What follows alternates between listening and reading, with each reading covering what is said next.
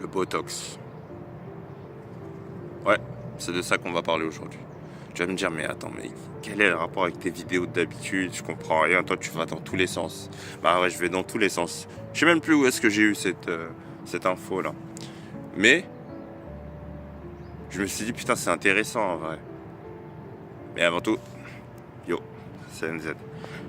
Alors aujourd'hui, on va parler du Botox et pas vraiment des effets. On va parler d'un des effets spécifiques dont je suis sûr que tu n'as jamais entendu parler.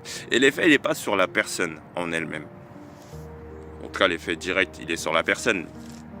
Mais il y a un effet secondaire, moi, dont je veux parler, qui est intéressant. Ça va concerner les parents. Les parents qui ont fait du Botox. C'est pas une insulte contre vous, c'est juste une info, comme ça. Et même pour toi, si tu as envie de faire du Botox, ça peut être un point de considération pour ton futur, pour ce qui va se passer. En fait, le truc avec le Botox, c'est que ça fige le visage. Surtout si tu en fais beaucoup, ça commence à figer le visage. Et il y a une chose qui peut mettre dans la merde de ton ou tes enfants, c'est que, en fait, les enfants, ils apprennent à déchiffrer le body language, on va dire, et en particulier les expressions faciales, quand ils sont jeunes. Si toi, tu as le visage figé, on va dire, par le Botox, ça fait qu'il a beaucoup plus de mal à lire tes expressions parce que tu es beaucoup moins expressive. Et cette richesse d'expression, vu qu'il n'y sera pas confronté, en fait, tu lui crées une sorte d'handicap, on va dire. Il est beaucoup moins. Après, tu vas me dire que quand il ira à la crèche ou tout ça, il aura cette capacité-là pour déchiffrer le visage des autres, des nourrices, blablabla. Mais tu lui donnes quand même un désavantage. On va pas dire un handicap. Ouais, un handicap, c'est pareil en vrai. C'est synonyme dans ce cas-là. C'est un désavantage.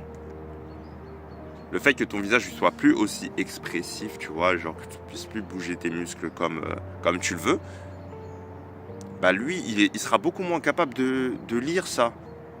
En fait, on a l'impression que c'est inné, mais on apprend surtout quand on est petit. C'est quand on est petit, on est bébé, on apprend à lire ça sur le visage de nos parents. On apprend à lire la colère, l'envie, tout ça. On apprend à le lire à travers le visage de nos parents. Mais si tes parents, ils ont un visage, si c'est les deux, c'est encore pire, mais s'ils ont un visage qui est figé par le Botox, ça lui crée un handicap. C'est comme si, imagine qu'il avait eu des cours en moins par rapport aux autres enfants. C'est comme s'il avait eu des cours de lecture body language en moins. Donc tu lui donnes un petit désavantage. Tu vas me dire, ouais, tu vas un peu loin. Mais tu sais, on sait jamais, ça peut jouer. Donc, ça peut te donner une petite idée de pourquoi, de points négatifs à faire cela, à faire du Botox, etc.